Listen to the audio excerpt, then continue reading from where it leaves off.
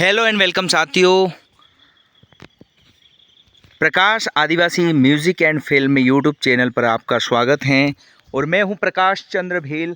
आज का जो वीडियो ब्लॉग हमारा रहेगा वो एक जानकारी आदिवासियों के बारे में आपको इस वीडियो ब्लॉग में मिलने वाली है। आज के हमारे इस वीडियो एपिसोड में आपको हम दिखाएंगे कि आदिवासी घनघोर जंगल में किस तरह का जीवन जीते हैं, उनका रहन सहन, खान पान, कैसे उनका जीवन में परिवर्तन हो रहा है धीरे धीरे, उनकी क्या संस्कृति है, इसके बारे में हम आपको बताएंगे। अभी मैं हूं कुंभलगढ़, राजस्थान के राजसमंद ज़िले के कुंभलगढ़ ब्लॉक में, और मैं आया हूं घनघोर जंगल में। मेरी कार पीछे करीब होगी 1.5-2 किलोमीटर दूर छोड़ के ऐसी पगडंडी रास्ते से मैं रात को करीब 10 बजे मेरे यहाँ मिलने वाले मित्र हैं उनके घर पहुँचा हूँ। और मैंने काफ़ी रात में यहाँ पे मैंने जंगल में एक सफ़र किया। उस जंगल सफ़र मेरा 1.5 किलोमीटर का था। उसमें मैंने एक चीते, एक झरक देखा और 3 चीते देखे।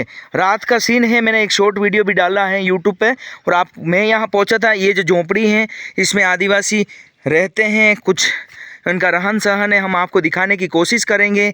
इनके ये पशुधन है, पशुपालन ये करते हैं, गाय हैं, भैंस हैं और बकरी भी पालते हैं। आज हम आए हैं, आपको दिखा रहे हैं ये कुंभलगढ़ का घनघोर जंगल के आदिवासियों का रहन सहन हम आपको दिखाने की कोशिश कर रहे हैं। ये देख सकते हो, इनका कच्चा दीवार है और झोंपड़ी बना रखा है। झोंपड़ी नाम से यह फेमस है और काफ़ी सालों से, पीढ़ियों से ये लोग यहाँ पे झोंपड़ी में रह रहे हैं। कितनी पीढ़ियों से रह रहे हैं पूरी जानकारी बताएंगे, क्या इनके ज़िंदगी में अभी तक परिवर्तन आया है पूरा कुछ बताएंगे। ये इनका जो घर है, कच्चा मकान है, इसके अंदर का व्यू आपको दिखाएंगे।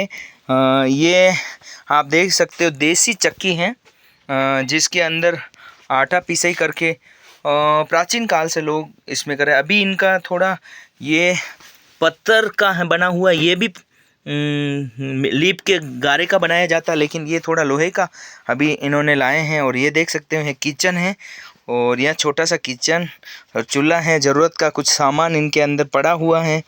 और यहाँ बेटा स्कूल जाते हो? क्या नाम है तुम्हारा? दीपिका। कौन सी क्लास में पढ़ते हो? कनी स्कूल में पढ़े बेटा? माँबाड़ी में पढ़ते हो? कसी कक्षा में पढ़े? दूसरी में पढ़े। ये इनके दूसरी हैं। और माँबाड़ी कतरू सेटी पड़ा तो 2 किलोमीटर, लगभग 2 किलोमीटर इन पहाड़ियों से ये बच्चे पढ़ने जाते हैं। इनके यहाँ महाबाड़ी की योजना हमने रिसर्च करके चालू करवाई थी। करीब 2018 में महाबाड़ी यहाँ सेंक्शन करवाई थी इस गांव में, और तब से इनको थोड़ी हेल्प मिली है। अभी जो ये पक्का कमरा देख रहे हो, इनके पास एक पक्का कमरा है। ये अभी 2000, इसका फर्श तो मिट्टी से बना हुआ है, ले ऊपर पतड़े हैं। ये पक्का कमरा जो बनाया है ये अभी बनाया है, क्योंकि काफ़ी साल पहले मैं यहाँ पे आया था और देखा था मैंने यहाँ पे कि बहुत कच्चा मकान, तब से ये अब खजूर के पत्तों का ये बना रखा है दीवार, और लकड़ियाँ लगा रखी हैं। और ये पशु के रहने का है, यहाँ पशु बनते हैं। अभी सुबह की सफाई कर ली गई है। और एक बार मैं आया था, करीब 5-7 साल पहले आया था। ये चूल्हा है और यहाँ बैठकर हमने खाना खाया था, और ये इस तरह का था ये कमरा। ये जो झोंपड़ी थी मैंने सबसे पहले आपको दिखाने की कोशिश की। ये झोंपड़ी पहले पूरी लकड़ी की बनी हुई थी, इन्होंने बताया था। देख सकते हो ये बीच में ये लकड़ी का डंठल है, पूरी लकड़ी से इसका दीवार खड़ा करके ऊपर खजूर के साइड में पत्ते डाल के ये घास फूस का बना हुआ था। अभी इन्होंने थोड़ा दीवार बना दिया है, थोड़ा परिवर्तन हुआ है। अब हम जाते हैं नीचे की तरफ। यहाँ पे 4 से 5 परिवार इस जंगल में रहते हैं, और ये इनके बाथरूम है, ये इनके नल कनेक्शन है, ये इनका प्राइवेट नल कनेक्शन है। इन्होंने अपनी मेहनत करके, कहते हैं वो जो सामने पहाड़ियाँ दिख रही हैं वहाँ से पानी आता, कैसे आता, क्या आता, कैसे लाए, ये आपको। ये है इनका छोटा सा बाथरूम, और ये है लेटरिन, और ये है इनका गेट। आप देख सकते हो इस गेट को, बाथरूम में अगर जाना है तो इस गेट को इस पर टांग दिया और ये बाथरूम हो गया बंद। और इसी तरह साथियों, आज के युवा आप देख सकते हो, ये टांग दिया बाथरूम के और ये लेटरिन के। इस तरह गेट लग गया और आप आराम से यहाँ पे लेट बाथ यूज़ कर सकते हो। इसके बाद हम जाते हैं नीचे, कुछ पक्के मकान बने हुए हैं, उनसे बात करते हैं। और यहाँ जाने का रास्ता देखिए, ये पूरा पगडंडी रास्ता है।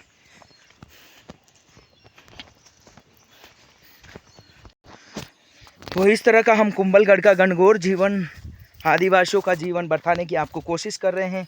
आप ज़रूर हमारे वीडियो ब्लॉग को ज़्यादा से ज़्यादा शेयर करें। यूट्यूब पर पहली बार है हमारे यूट्यूब पर, तो हमारे यूट्यूब चैनल को सब्सक्राइब ज़रूर करें और आपको दिखाते रहेंगे। इसी तरह पूरे राजस्थान के बाद भारत के बाद विश्व के आदिवासियों को कवर करके दिखाएंगे, हमारा सपना है। और अभी हम राजस्थान की यात्रा पे हैं और राजस्थान के भी कुंभलगढ़ ब्लॉक का हम दिखा रहे हैं। बेटा क्या नाम है तुम्हारा? महेश कुमार बील। कौन सी क्लास में पढ़ता है? दूसरी। कौन सी स्कूल है? स्कूल का क्या नाम है तुम्हारा? वाह यार बेटा, माँबाड़ी में पढ़ता है। माँबाड़ी का बच्चा था। और यहाँ हम आगे हैं, देखो कुछ पक्का होटल की तरह कुछ मकान दिखा रहे हैं। लेकिन मालाराम जी, जोहार सर। जोहार। मालाराम जी, ये जो पक्का मकान बनाया है ना जी, कितनी पीढ़ियों के बाद में ये पक्का मकान मिला है? इसमें काफी शताब्दियां हो गई। हाँ। समथिंग ये गांव हमारे पूर्वजों ने बसाया। जी। जो कई हजारों साल पहले फर्स्ट में हमारे पूर्वज आए थे, जिनका नाम था भभूतिया भील करके नाम था, जिन्होंने गांव को बसाया। हाँ। उनके बाद सब जाते आई। हाँ। हमारे काफी संघर्ष रहा सर। हाँ। देखा जाए तो कई पीढ़ियों के बाद हम बहुत गरीब घर से आते। हाँ। बहुत गरीब थे, खाने के लिए लाले पड़ते थे। ऐसे दिन देखे सर हम कि एक समय था जब हमारा बचपन था, मेरे पिताजी गरीब थे, पढ़े लिखे नहीं है, अंगूठा साहब है हमारे पिताजी, तो ईंटों का भट्टा का काम करते थे, उससे कुछ गुजारा नहीं चलता था इतना। एक समय था जब रात का समय था, खाने के लिए घर में कुछ नहीं था, तो सर उसमें रात को वो समय आया जब आज भी मेरे को याद है। उस दिन सोच रहे थे कि अगर ये रात कट जाए तो बहुत अच्छा हो। वाह बाप रे। और ऐसे दिन गुजारे जा खाने के लाले पड़ते थे। धीरे धीरे मेरे फादर ने सोचा ज़मीनें हैं नहीं, फिर हमारे परदादा यहाँ आए थे, उससे मेरे दादाजी ने ये ज़मीन अवेरी, और उसके बाद मेरे फादर ने। ये देखते देखते 2005 का ये समय आया सर कि कुछ लोगों ने हमारे, कहते हैं ना आदिवासी आगे बढ़ते तो उनको रोका जाता है, इसी तरह ये ज़मीनें को डर के कि ये ज़मीनें कहीं अच्छी बना लेंगे, तो फिर 2002 में ये वन विभाग घोषित कर देगा। पूरा ये जंगल दिखता है ये। और इसमें देखा जाए तो सर 2005 के बाद 2006 ऐसा समय आया, उस टाइम में हमारे मकान गिराए गए। 2006 में? क्या बात कर रहे हो? एक मिनट इधर आइए, थोड़ा धूप आ रहा है। आइए इधर आइए, वो यहाँ बात करते हैं जी। मकान जो गिराया गया था वो कहाँ बना हुआ था सर? जो मकान गिराए तो वो यहाँ और यहाँ बने हुए थे, 2 मकान थे। अच्छा, केलू वाले मकान थे। हाँ। और उस टाइम में यही था, वो सदियों से आदिवासी उसी में रहते हैं, तो खाने के लिए लाले पड़ते थे, तो वो ऐसे ही मकान थे। अब एक सर खाने का तो कुछ है नहीं, और वो बारिश का समय था, 2005 एंड था, और हम लोग पढ़ते थे, तो अपन जानते हैं आदिवासी तो वैसे ही कमजोर है पैसों से, हर चीज से। तो उस बारिश में सर हमारे मकान नींव से उखाड़ के फेंक दिए थे। कुछ भी नहीं था यहाँ पे, पूरे मकान नींव से उखाड़ के फेंक दिए। फिर जो मैं पढ़ता था तो किताबें मेरी पानी में बह के गई। क्या बात कर रहे हो? पानी में बह के गई। जो गेहूं थे थोड़े बहुत, इतने गेहूं होते सर, थोड़े बहुत गेहूं थे, वो भी बह के चले गए। ओढ़ने ले गोदरे कपड़े सब बह गए थे सर। तो मालाराम जी, ये तो जो तोड़ने वाले जो लोग थे, मकान गिराने वाले जो लोग थे, आदिवासियों के साथ ऐसी बेबरता वाला व्यवहार करते हैं, इस तरह का करते, वो कौन लोग थे जो मकान गिराए? सर इसमें ये हुआ कि जब हमने पूछा, जो बड़े अधिकारी आए थे, तो कि सर हमारे साथ ऐसा क्यों कर रहे हो, तो बोले थे हम बेटा हम क्या जाने यहाँ का, हमने तो कभी ये देखा ही नहीं, पर आपके गांव वालों ने इन्होंने कई रिपोर्टें दी। कई रिपोर्टें देने के बाद हम लोग आपके मकान गिराना है, हमको क्या लेना देना आपके मकान का। और उस टाइम में फिर मकान गिराए तो मम्मी पापा कहते ना साथ देते, आदिवासी एक दूसरे का साथ देते। तो फिर जो कॉमरेड जो उस समय चलती थी, कॉमरेड एक संगठन था और पार्टी भी थी। हाँ, कहते आदिवासियों की मसीहा थी, उन्होंने आदिवासियों को संकट में काफी हेल्प की और आंदोलन करते थे। तो वो लोग हमें संपर्क किया और इन्होंने दिल्ली तक मेरे पापा को कुछ करवाया। अरे क्या बात और है, दिल्ली में कोमलगढ़ के 10 दिन छोटे का से गांव से। आंदोलन किया था। हाँ हाँ। बड़ा आंदोलन था। और उससे हमारे कानून ये आया था कि वन अधिकार अधिनियम 2006। 2006। और उनके बाद इसी जमीनों का हमें अलॉटमेंट हुई। हम्म। और 2018 से पहले हम मकान यहाँ बना ही नहीं सकते थे। अच्छा अच्छा। फिर 2018 के बाद फिर थोड़े थोड़े हमने भी मेहनत की। कमजोर घर से थे, पापा ने दुख देख के 12वीं तक पढ़ाया मेरे को। अच्छा अच्छा अच्छा। और फिर फर्स्ट ईयर में पढ़े छूट गई जी क्योंकि जी जी पैसे थे ही नहीं। जी। और फिर हम यहाँ से बाहर गए, साउथ इंडिया हैदराबाद गए। क्या बात कर रहे हैं। और वहाँ हमने नौकरी की सर, 5-6 साल नौकरी की थी। और इसमें नौकरी भी ऐसे की थी कि साल में एक बार आते, 7-8 दिन 10 दिन रुकते और फिर चले जाते, यहाँ रहते ही नहीं थे। धीरे धीरे वहाँ से थोड़ा बहुत पैसा कमाया। सर देखा जाए तो ये अब जानते कमज़ोर घर से थे तो हम बाहर रहे। बाहर में नेपटून गोल्ड जो इंडिया की बड़ी कंपनी कही जाती है, जिसकी सप्लाई थी इंडिया के टॉपर कंपनियां जैसे कल्याण, मालाबार, रिलायंस जो इंडिया की कंपनी है उनसे सप्लायर थे। तो इसमें मैंने अकाउंट का काम किया सर। अच्छा अच्छा। अकाउंट और सेल्समैन दोनों काम किया। और धीरे धीरे धीरे वहाँ का अच्छा था मेरा, मतलब हर तरह से हर सुविधा अच्छी थी।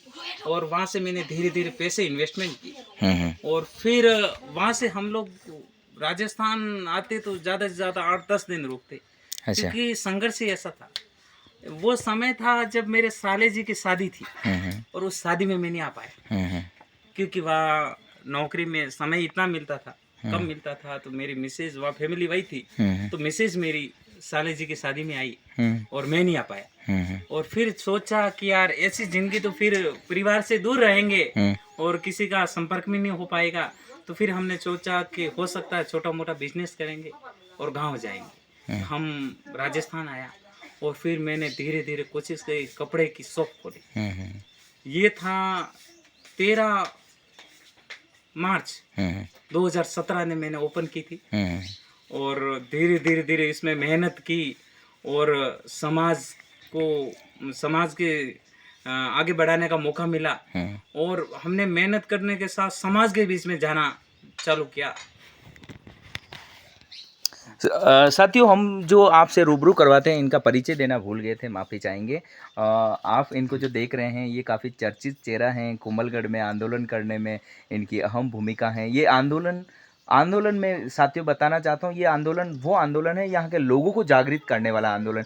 ये हैं मिस्टर मालाराम जी भेल, ये कोमलगढ़ से हैं और कोमलगढ़ के युवाओं को जागरूक करने में इनका बहुत बड़ा योगदान है। आज इनके हम घर पे आए हैं, उनका जीवन हम बता रहे हैं कि किस तरह इन्होंने जीवन में कष्ट देखकर अपना जीवन जिया। और इनका हम इंटरव्यू इसलिए ले रहे हैं कि आप कोमलगढ़ में काफ़ी चर्चित चेहरे हैं और कोमलगढ़ के युवाओं को काफ़ी आपने एक्टिव किया। ज़िंदगी में आपने बहुत कष्ट देखे हैं और आपका कष्टमय ज़िंदगी कैसे जीकर आज आप देख रहे हो ये जो मकान बनाया है, बड़ी मेहनत करके काफ़ी पीढ़ियों का संघर्ष है आज ये पक्का छोटा मकान ये बना पाए हैं। यहाँ झोंपड़ी हमने दिखाई थी, उसी झोंपड़ी में ये पले बड़े हुए हैं। जब सबसे पहले हमने झोंपड़ी का वीडियो दिखाया था उसी झोंपड़ी, वो झोंपड़ी कैसी थी पहले सर? उसमें झोंपड़ी तो देखा जाए तो जैसे ये होती है ना अपन खजूर, हाँ। खजूर के फरंगे से बनी हुई थी। हाँ। और ऊपर घास फूस था और इसी में रहते थे।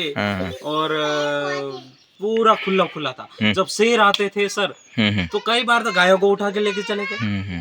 बड़ी परेशानी यहाँ शेरों की तो आपने देखा है, जंगल है और जंगल में तो शेर, पर हमें तो आदत हो गई शेरों के साथ रहने की।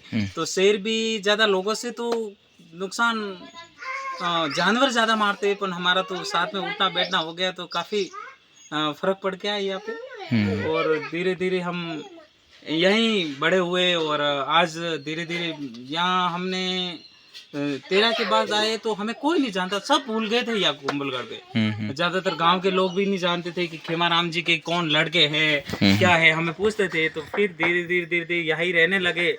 और सर ये जो आदिवासी परिवार है इनसे हमारा ताल्लुक हुआ और इसी के बदौलत हमने समाज में जागरूकता बढ़ाने का काम चालू किया। और कुछ साथी थे, स्टार्टिंग में हम कुछ 5 साथी थे और धीरे धीरे हमने मेहनत की और संघर्ष किया।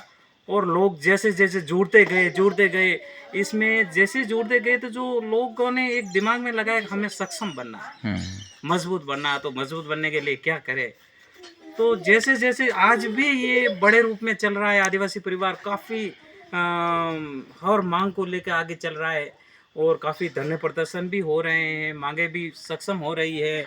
और आज हमारा ये जो संघर्ष, कभी लोग बोलते हैं कि यार मालाराम जी आपको क्या लेना देना, आपका तो बिजनेस है, फिर बिजनेस छोड़ के आप आदिवासी परिवार को क्यों चलाते हो। तो सर ये जो बिजनेस मिला ये भी तो आदिवासी परिवार के बदौलत ही तो मिला है। मैं तो मानता हूँ कि इसे अगर कहते हैं ना आदिवासी परिवार के जन्म लेके ऐसे मर जाते तो क्या मतलब है सर, मरना जीना भी बेकार है। तो सोचा है कि हाँ समाज के बीच में रहेंगे, समाज के साथ जितना भी समय हम निकाल पाए समाज के लिए निकालेंगे और समाज को जागरूक करके मजबूत करेंगे। कि आज कभी कभी एक दिन मेरे को आज भी वो याद आता है कि जब मैं छोटा था, लोगों की मानसिकता इतनी बुरी है कि जब मैं गांव से आ रहा था, रास्ते में एक कोई लेडीज जा रही थी। जो हम यहाँ से निकल पड़े हैं नीचे की तरफ, इनके खेत देखेंगे और बात हमारी जारी रहेगी। अभी हम जा रहे हैं नीचे की तरफ। ये देख सकते हो साथियों, ये जो है इन्होंने खेत बना रखा है। हम इनके आगे भी मालाराम जी के विचार जानते रहेंगे। ये जो खेत बना रखा है टुकड़े टुकड़े में, इस ज़मीन को पहले समतल किया गया साथियों। एक खड़ी पहाड़ी है, समतल करके मकान बनाया गया है। क्यों मालाराम जी? जी है ना? हाँ, पूरा सीढ़िया दर सीढ़िया है सर। हाँ, तो आदिवासी जो पौराणिक जो आदिवासी हैं अपनी परंपरा अनुसार जीते हैं। पहले पहाड़ी को काट के खेत बनाते हैं, खेत बना के फिर मकान बनाते हैं और फिर उस घनघोर जंगल में रहते हैं। उसी पगडंडी के माध्यम से हम गए हैं। फिर ये देख सकते हो आप समतलीकरण क्या है। यहाँ पे कुछ पेड़ पौधे लगा रखे हैं इन्होंने, और मेरे लिए चप्पल लेके आ रहे क्योंकि मैं भूल गया था। और अभी हम जाएंगे नीचे। पे कुछ पेड़ लगाए हैं ना? हाँ सर, ये पेड़ लगाए कि ये फलदार पेड़ है। हाँ हाँ। और मेरे फादर है जो इनके काफी शौकीन है, खेती की बहुत शौकीन है। हाँ हाँ हाँ। ये मेरे पापा ने सब खोद के किया, जितना भी किया सर। हाँ हाँ, पूरा खोद मतलब रहने लायक नहीं था यहाँ पे। हाँ, जंगल था सर। हाँ हाँ। एक टाइम था इस ये जो नाले है ना, हाँ हाँ, उस नाले में उतरने के लोग डरते थे, इतना जंगल था, घना जंगल था। हाँ। शेर चीते रहते थे, काफी जंगल था। और मेरे फादर यहाँ काम करते थे तो लोग ताने मारते थे, यार यह जंगल में क्या करेगा तुम, यहाँ तो तेरी जिंदगी भी ऐसे बेकार हो जाएगी। हाँ। और मेरे फादर ने संघर्ष किया तो आज हम खुश हैं। इसी ज़मीनों से थोड़ा बहुत कमा के हमें पढ़ाया। आपने बताया था कि मालाराम जी हमारे ये जो मकान है आज पक्का बनाया है। इससे पहले जो कच्चा मकान था, सालों से हम यहाँ पे रह रहे, पले बड़े हुए, वहाँ बड़े हुए, उस मकान को गिरा दिया। आपकी किताबें पानी में बह के चली गई, आपने अपनी आंखों से देखा। ऐसा जीवन में संघर्ष किया है। आज हमारे देश में जो प्रसारित किया जा रहा है, मीडिया के माध्यम से प्रचारित किया जा रहा है, आज आप जहाँ देखो बड़े बड़े चैनल बता रहे हैं कि आदिवासी नक्सली हैं, आदिवासी मतलब आदिवासियों को नक्सली बताया जा रहा है। आदिवासी क्यों नक्सली होते हैं? आदिवासियों के साथ में इतना गलत व्यवहार किया जाता है यहाँ की सरकार के द्वारा, यहाँ के जो सामंतवादी लोग हैं उनके द्वारा, यहाँ के जो घटिया सोच हैं भारत की, उनके द्वारा जो व्यवहार किया जाता है। उनके मकान गिराए जाते हैं, जबकि आदिवासी आप देखते हो जंगल में किसी प्रकार का नुकसान नहीं करते। वो जय जोहार बोलते हैं। जय जोहार का मतलब होता है मालाराम जी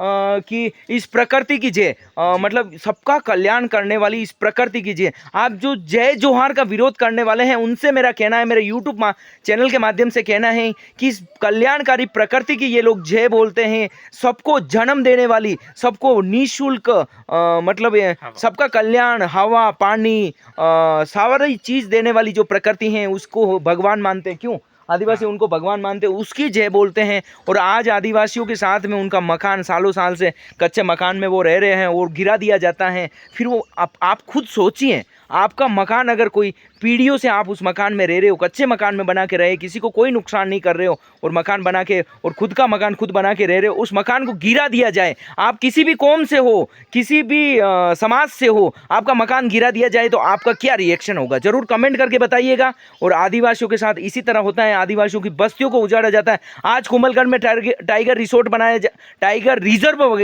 जो क्षेत्र बनाया जा रहा है, यहाँ पे कोमलगढ़ के गाँव उजाड़े जा रहे हैं। आज हमने देखा यहाँ पे खूब सारे चीते से पहले से परेशान लोग, लेकिन इस तरह का लोगों आदिवासियों के साथ होगा तो आदिवासी अपने हक अधिकार के लिए लड़ेगा नहीं क्या? जब लड़ते हैं तो उसको सरकार और बड़े बड़े यूट्यूब चैनलों के और न्यूज़ चैनलों के माध्यम से उनको बता दिया जाता है कि ये नक्सलीवाद है। तो आदिवासियों को हक अधिकार के लिए लड़ना चाहिए और वो लड़ते रहते हैं। और आप ये जो नक्सलीवाद उनको बताते हैं कि आदिवासी नक्सलीवाद नक्सली हैं, तो ये बहुत गलत हैं। ये ज़मीनी स्तर पर जाके देखा जाए तो कुछ उल्टा है इन लोगों का। ये लोग किसी को नुकसान नहीं पहुंचाते, पूरे विश्व को अपना परिवार मानते हैं, 36 कौम के लोगों को अपना भाई बहन मानते हैं, उनके साथ ऐसा व्यवहार करते हैं। इसी तरह आप इस वीडियो में समझेंगे। आप धीरे धीरे हमारा वीडियो देखिए, थोड़ा हमारा वीडियो एपिसोड बड़ा होगा, लेकिन इनका संघर्ष की कहानी, आप मालाराम जी के संघर्ष की कहानी, इनका इंटरव्यू ले रहे हैं। सर एक चीज देखा जाए तो नक्सली जो ये लोग बोल रहे हैं, आज आपने खुद ने देखा कि हमारे पिताजी,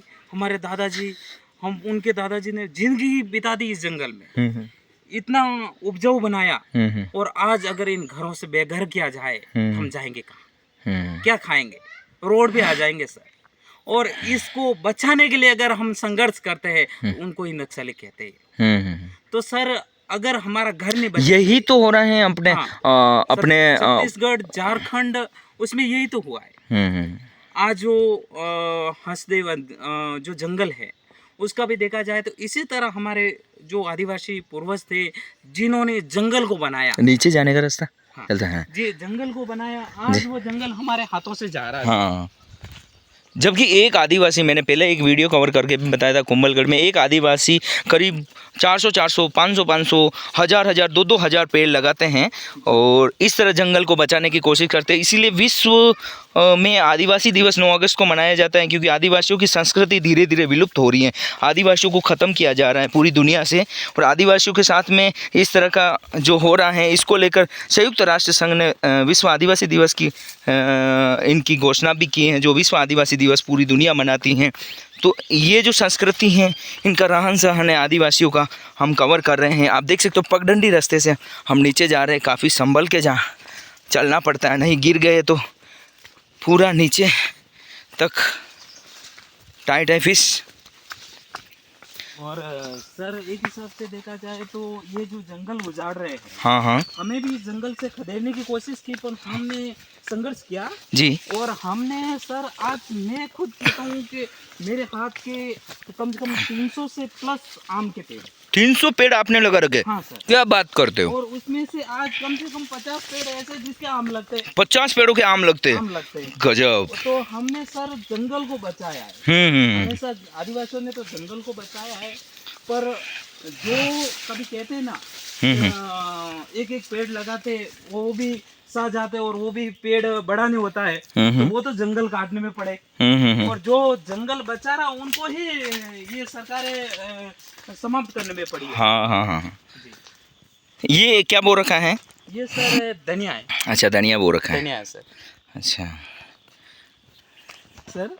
पानी समथिंग आधा किलोमीटर दूर से आता है। अच्छा, ये आधा किलोमीटर दूर से आ रहा है। ये कोई गवर्नमेंट का प्लान है क्या? कोई सस्ता वगैरह? हमने ये खुद ने संघर्ष किया है जी। पानी की कमी थी, खेती बहुत, कुएं बहुत खोदे मेरे पापा ने। हाँ। मेरे फादर ने एक यहाँ पे खोदा, यहाँ पे था एक 18 हाथ पानी के लिए। हाँ, उसमें पानी आया नहीं, इसको धरो के बंद कर दिया। हाँ। एक वहाँ पे कुआं है, अच्छा, उसको देखेंगे अपन। और फिर सर एक इस पहाड़ी के पीछे भी अपनी जमीन है। अच्छा, वहाँ पर भी कुआं है। अच्छा। फिर देखा जाए तो यहाँ मेरे ऊपर एक कुआं हुआ है, फिर 2 कुएं नीचे हैं। ये मेरे पापा ने संघर्ष करके तैयार किया है, और इनको सरकार चाहती है कि हम यहाँ से छोड़ के चले जाएं। अब यहाँ से कहाँ जाए सर? आप भी देखो, इतने जंगल में इतनी मेहनत की है, फिर जाए तो जाए कहाँ? सही। आज ये जो देखो, इतनी बड़ी पालियत देने के बाद, इतने खुदे के बाद इतना सा टुकड़ा मिलता है। हाँ। इसमें कितना संघर्ष है। सही, देख सकते हो आप, इतना बड़ा दीवार दिया है, खेत कितना मिला है, छोटा सा खेत इन्होंने बनाया है। इस तरह ये जो पतला सा खेत है,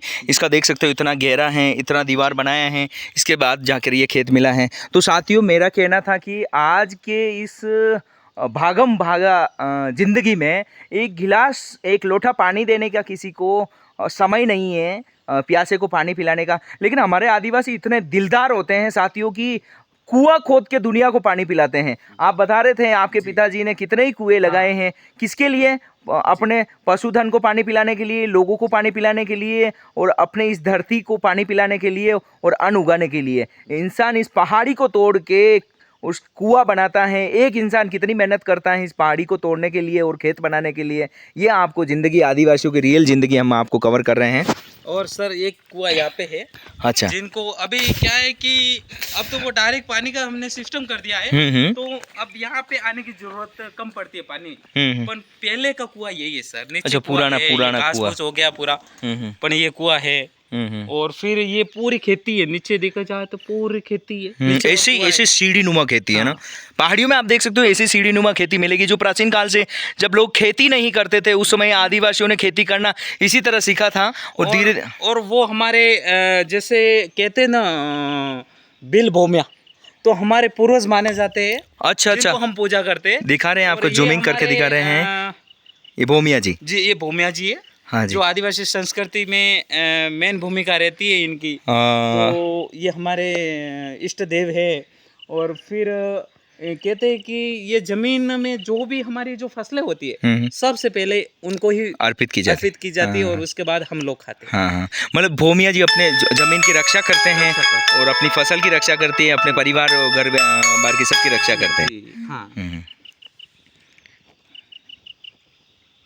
तो फाइनली हम ये कोई किला नहीं दिखा रहे, ये कोई 5 स्टार होटल नहीं दिखा रहे हैं, ये दिखा रहे हैं आप मालाराम जी का घर दिखा रहे हैं। बड़ी मेहनत करके इन्होंने घर बनाया है और पहाड़ियों को काट के नाले में इन्होंने ये जो देख सकते हो इतनी दीवार इन्होंने, इनके पिताजी ने इन्होंने ये खेत निकाला है। यार मालाराम जी, मेरे को एक बात याद आ गई कि यहाँ जो भूमाफियाओं का कब्जा है इस कुंभलगढ़ में, सारी ज़मीनें लूटी जा रही हैं यहाँ पे, और सारी ज़मीनों होटल व्यवसाय वगैरह को बेची जा रही है। ये जो भूमाफिया ज़मीनें खरीद रहे हैं, इसको लेकर आप अपने जो लोग आदिवासी लोग हैं जो जिनको बेवकूफ़ बनाया जा रहा है, कौड़ियों के भाव उनसे ज़मीनें खरीदी जा रही हैं, इसको लेकर आपका क्या संदेश दें? सर मैं कहना चाहता हूँ कि हमारे जितने भी आदिवासी भाई हैं, उनसे हाथ जोड़ के विनती करता हूँ कि इनके चंगुल में मत आइए।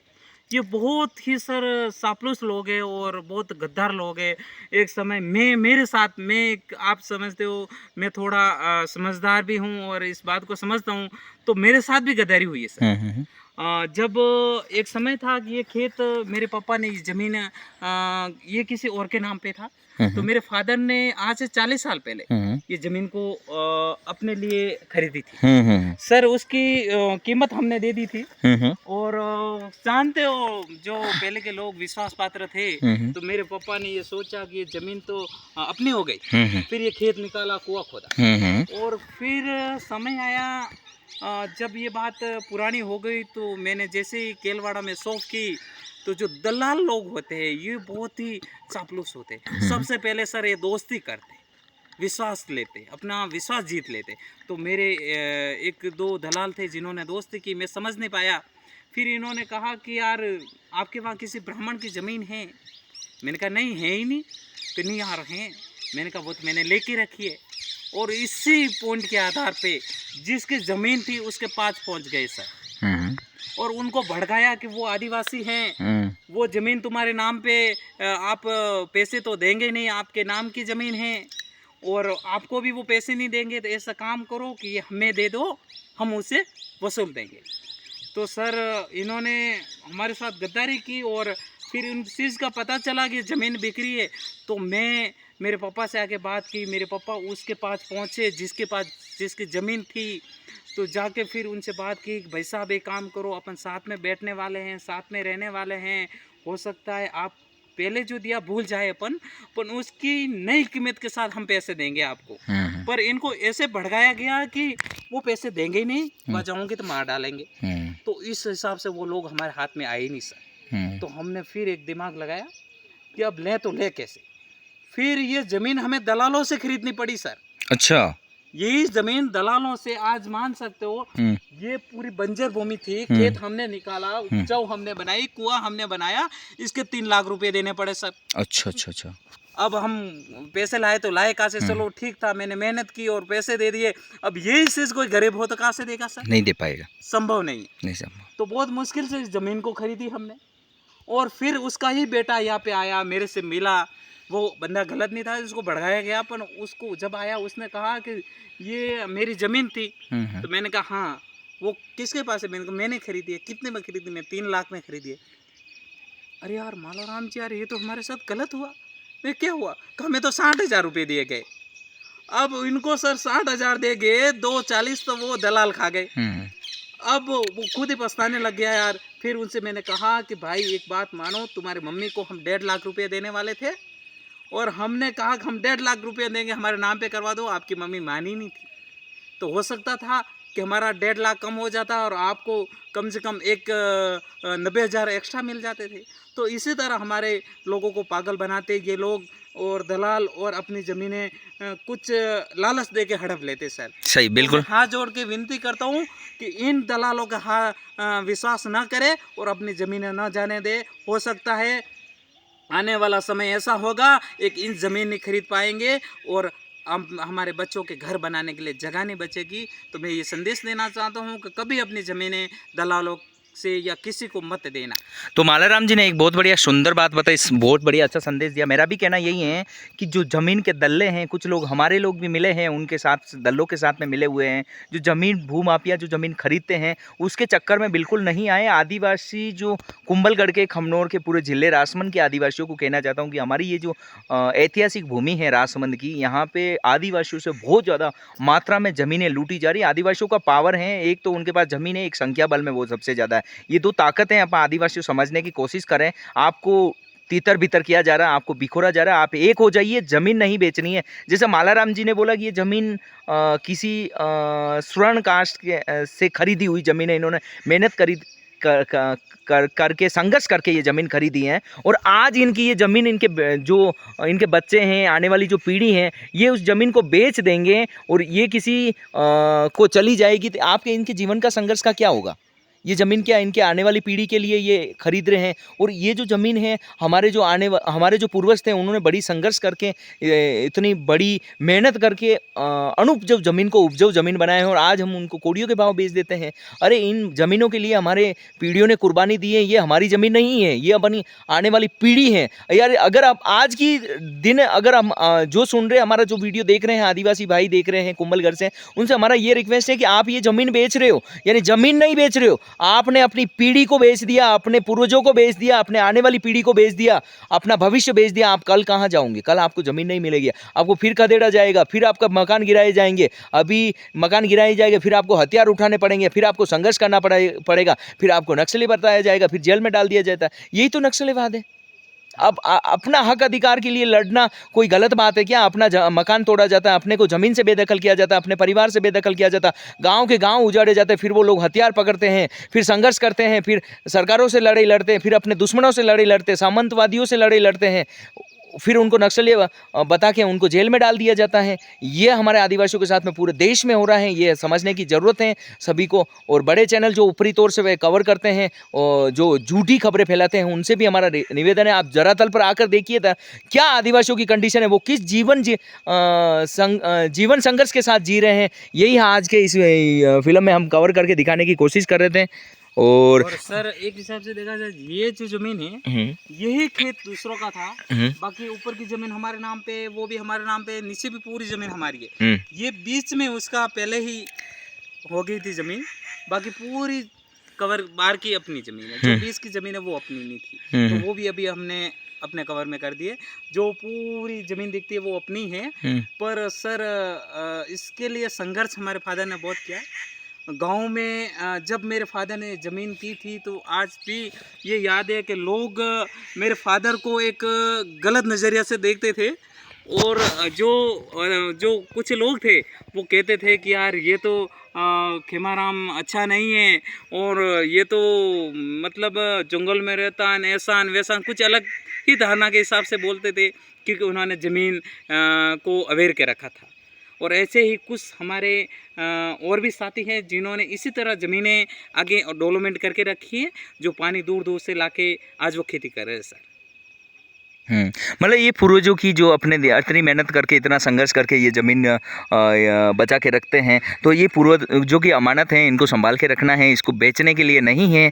क्योंकि अपने पूर्वज बहुत भूखे प्यासे रहे हैं, भूखे प्यासे रहकर ये ज़मीन उन्होंने बनाई है, उनका खून पसीना इस ज़मीन में है। तो आपको सोचना चाहिए एक मिनट के लिए कि आप अपने बच्चों को पढ़ाएं, अच्छी शिक्षा दें, उनको नौकरी पैसे और हर तरह के क्षेत्र में उनको आगे बढ़ाएं, लेकिन ज़मीन कतई नहीं बेचनी चाहिए। क्योंकि बहुत सारी ज़मीनें बिक चुकी चुकी हैं, बहुत 10-5% बिलों के पास अब ज़मीन बची हैं, और वो भी अभी भी नहीं जागे, नहीं संभले तो आने वाला समय आने वाला बहुत ही समय खराब है। खतरनाक समय होगा सर। और मेरा मानना है कि सर जो आने वाली जो नस्लें होगी उसे हम जवाब क्या देंगे सर। वो अभी आप अनुमान लगो, आज ही हम जमीन नहीं खरीद पा रहे, गालियाँ देंगे, आने वाली हाँ, पीढ़ी अपनी गालियाँ तो देंगे फिर कि आने वाली पीढ़ी तो ये कहेगी कि हमारे तो पूर्वज निठल्ले थे जिन्होंने। एक चीज सर मैं एक संदेश देना चाहता हूँ कि वो समय था जब देश गुलामी में था और हमारी समाज तो रियल में सामंतवाद से दबी हुई थी और हर काम फ्री में करवाया जाता था। एक रोटी के बदले भी उन्होंने काम किया है सर, पर बड़ी संघर्ष है कि इतना संघर्ष के बाद कभी एक इंच जमीन नहीं बेची, सबसे बड़ी ताकत थी। और आज हमें मजदूरी मिल रही है, रोजगार मिल रहा है, तो भी है जो पिछली जो नई पीढ़ी है उनको समझने की जरूरत है कि अपनी जमीनें ना बेचे। और इसी तरह अगर जमीनें बेचते रहे तो हम एक इंच जमीन नहीं खरीद पाएंगे सर। तो ये मालाराम जी, ये जो फसल है आपका, ये खेत आपका है, हाँ। और ये जो फसल है मक्का की फसल, शायद बारिश की वजह से खराब हो गई है ना? जी हाँ। ये सर पानी रहता है इस नाले में। हाँ हाँ इसी तरह चिड़िया बहुत सारे खेत है सर। हाँ हाँ। पर यहाँ पे क्या है, पूरा जंगल है, तो 2 खेत देखने के बाद तीसरा नहीं देखा जा सकता है, उसके लिए ठेठ जाना पड़ता है। जैसे ये पहाड़ अपना मकान है सर, उसके पीछे भी हमारी इसी तरह अच्छी खेती है और कुआं भी है उधर भी। फिर देखा जाए तो जो ऊपर अभी देखा जाता है तो खेत नहीं है, पर वहाँ जाके देखा जाए तो ऊपर भी बहुत सारे खेत है और फिर ऊपर कुआं है। मालाराम जी, अपन और भी एपिसोड वीडियो बहुत लंबा हो रहा है, अभी हम अगली बार और भी इनके नीचे का कवर करके दिखाएंगे। घना जंगल है, आपको घना जंगल का भयानक व्यू दिखा रहे हैं। साथियों, हम कल से यहाँ पे ठहरे हुए थे और अभी हमारा मूड नहीं हो रहा है यहाँ से जाने का, क्योंकि यहाँ पे ये मन भावन जब जंगल है, ऐसा लगता है कि हम स्वर्ग का जो जीवन है वो जी रहे हैं। और वास्तविक यहाँ पे जो पर्यटक लोग कुंभलगढ़ में आते हैं, इन्हीं चीज़ों को देखने आते हैं, घनघोर जंगल, चीते, चेर चीते, और यहाँ का जो स्थल है, भाई साहब, कितनी भी गर्मी हो, हमने महसूस किया है, यहाँ हम कुंभलगढ़ में खूब रहे हैं, या गर्मी सर्दी बरसात हो, लेकिन यहाँ का मौसम जो इतना अनुकूल है, जो अपने को बहुत ही सुहाना लगता है, मन भावन लगता है। बहुत ज़्यादा गर्मी होने के बावजूद भी यहाँ गर्मी नहीं लगती है, बहुत ज़्यादा सर्दी होने के बाद भी यहाँ पे बहुत अच्छा लगता है। इसीलिए यहाँ पे देश विदेश दुनिया से लोग यहाँ घूमने आते हैं। लग्जरी होटल यहाँ बने हुए हैं, कुछ होटल व्यवसाय पूरे भारत से ही नहीं, पूरे वर्ल्ड के जो होटल व्यवसाय हैं, यहाँ के वर्ल्ड फेमस होटलें भी यहाँ पे बनी हुई है। इसीलिए कहते हैं कि आदिवासियों को बरगलाया जा रहा है, उनके साथ धोखाधड़ी की जा रही है, उनसे कोड़ियों के भाव यहाँ पे ज़मीनें खरीदी जा रही है। तो हमारा ये जो वीडियो था, ये ऐसी संदेश था कि हमारे सालों साल लग जाते हैं इस ज़मीन को बनाने के लिए। हमारे पूर्वजों ने, हमारे बिरसा मुंडा ने हमारे आज़ादी के समय जो आंदोलन किया था, तो उस बिरसा मुंडा के आंदोलन में 1 लाख आदिवासी ज़मीन के लिए शहीद हुए थे, इस ज़मीन के हक की लड़ाई के लिए। देश दुनिया की में आदिवासी जो कौम है, आदिवासी जो भारत के जो मूल निवासी कहलाते, सुप्रीम कोर्ट, हाई कोर्ट ने बताया है 5 जनवरी 2011 वाला जजमेंट है कि आदिवासी इस देश के मूल मालिक हैं। तो आदिवासियों को ये मूल मालिक ऐसे ही नहीं है, आदिवासियों को खूब सारी बलिदानी देनी पड़ी है इस देश के लिए, तब जाके आदिवासियों को इस देश का मूल मालिक बताना कोई अतिशयोक्ति नहीं है, क्योंकि इस देश के लिए आदिवासियों ने 70% लड़ाई लड़ी हैं, उसके बाद हमारे ये ज़मीन मिली है। बिरसा मुंडा के उस ज़मीन के आंदोलन में करीब 1 लाख आदिवासी शहीद हुए, उसके बाद में ज़मीन का हक मिला, अपने नाम का आदिवासियों को पट्टा मिला। 1835 में कानून बना, 1835 में कानून बना था, जिसमें आदिवासियों को ज़मीन आदिवासियों के नाम ज़मीन हुई है। उस दूसरों के नाम नहीं जाती थी, दूसरे, हाँ, कि आदिवासियों की ज़मीन आदिवासी के नाम रहेगी और वो दूसरों के नाम नहीं जाएगी। लेकिन आज धरातल स्तर पर कुछ और है। एक आदिवासी को बेवकूफ़ बनाया जाता है, दूसरे आदिवासियों को एक पालतू कुत्ते की तरह बना दिया जाता है, उसके नाम वो ज़मीन खरीदी जाती है और उनको पालतू बना के, मान लो उसको सिक्योरिटी गार्ड तक की नौकरी नहीं देते और कहीं के सिक्योरिटी गार्ड के रूप में भी उस होटल के बाहर लगा दिया जाता है। ऐसा हमारे आदिवासियों के साथ हो रहा है। तो आपका हाथ जोड़ के रिक्वेस्ट है, आप जमीन नहीं बेचें। सर एक और है जी, कि अपन एक चीज मानते हैं कि सर जितनी जमीनें अंग्रेजों ने आदिवासियों से नहीं हड़पी, जितनी सरकारों ने हड़प ली सर। देश आज़ाद हुआ 1947 में, उस टाइम में 65% जमीनें आदिवासियों के पास थी सर। जैसे ही सरकार है, ये 1965 से 70 के बीच में अंग्रेजों ने 35% जमीनें अपनी हड़प ली, 30% ज़मीनें बची। और आते आते ये 78 साल में तो सर पूरे भारत में देखा जाए तो 2 से 3% से ज़्यादा ज़मीनें नहीं है, पूरी की पूरी ज़मीनें सरकार ने हड़प रखी है। अभी 2014 के बाद और माहौल चेंज हो गया मालाराम जी। अभी हमारे भारत में बताया जा रहा है कि लैंड बैंक, समझा, लैंड बैंक, जमीन का बैंक, भारत में जमीन का बैंक है। कौन से लैंड बैंक की बात की जा रही भारत सरकार के द्वारा? कि आदिवासियों की जो जमीन है उसी जमीन के लिए बोला जा रहा है कि भारत के पास में लैंड बैंक है, मतलब जमीन का बैंक है। पूरे विश्व में एक भारत ही एक ऐसा देश है जहां जमीन का बैंक है, यानी जमीन को खरीदी जाती है और जमीन को बेची जाती है विदेशों को। जो भी दुनिया से हो कोई जमीन खरीदना चाहता है तो भारत में मिलती है। ये ऐसा दुनिया में दूसरे देशों में नहीं मिलेगा जो भारत में। वो आदिवासियों की ज़मीनों के लिए किया जा रहा है, ये आदिवासियों की ज़मीन के लिए बात की जा रही है।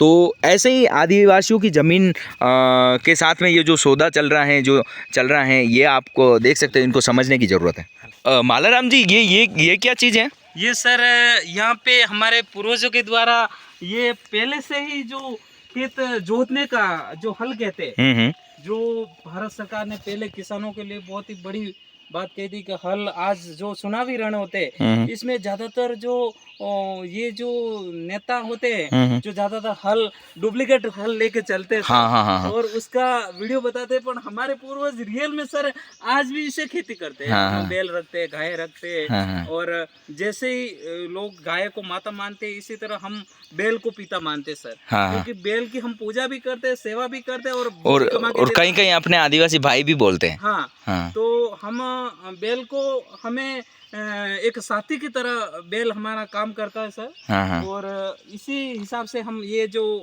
जोता हुआ खेत है वो बैलों के द्वारा है और हम बैलों से ज़्यादा प्यार करते हैं सर। धन्यवाद आपका। क्या काफ़ी कुछ आज आपके इसी वीडियो एपिसोड में आपसे जानने को मिला। और यहाँ का मौसम आप देख सकते हो, बहुत ही सुहाना मौसम है। और यहाँ का जो घनघोर जंगल का जो व्यू है बहुत ही शानदार व्यू है। और देख सकते हो आज का इस एपिसोड काफ़ी लंबा हुआ, हमने काफ़ी कुछ चीज़ें कवर करके बताने की कोशिश की, आदिवासियों का जीवन बताने की कोशिश की। साथियों, हमारे इस वीडियो का जो है किसी को किसी तरह की ठेस पहुंचाना नहीं है हमारा मकसद। हमारा एक वीडियो था, इसके माध्यम से हम यही बताना चाहते थे कि हमारा आदिवासियों का रियल लाइफ क्या है, कैसे आदिवासी रहते हैं, कितना कष्ट देख के आदिवासी जीवन जीते हैं, यही था हमारा। और हाँ, तो ये हमारा था इस वीडियो में बताना। और बाकी एक आदिवासी का जीवन, हाँ आप ये देख सकते हो, ये जो कुआं है इसमें पानी है और इसको दीवार बना घेर। और ये आप देख सकते हो ऐसी सीढ़ियाँ बना रखी है ऊपर जाने के लिए।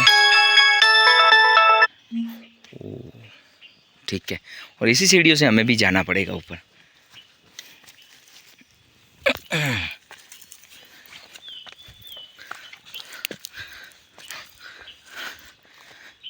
साथियों, इसी पगडंडी के माध्यम से हम अब घर जा रहे हैं। और देख सकते हो ये जो रास्ता है, ये कोई रास्ता आपको दिख रहा है, यही रास्ता मुख्य रास्ता हुआ करता था एक ज़माने में। इसी रास्ते से हमारे पूर्वज आते जाते थे, 150 किलोमीटर पैदल चलते थे। और आज हम मार्केट में जो खाने पीने की चीज़ें खा रहे हैं उसकी वजह से देख सकते हैं हम इतनी सी यात्रा करके आए, उसमें पूरे थक गए हैं। और हमारे पूर्वज जो प्योर चीज़ें खाते थे उनसे ये ताकत मिलती थी। और इसी के बलबूते वो पहाड़ तोड़ के ज़मीन को उपजाऊ बनाते थे। बस लेते हैं इस वीडियो एपिसोड से विदा। जय जोहार, जय हिंद, जय भारत, जय आदिवासी। जय आदिवासी।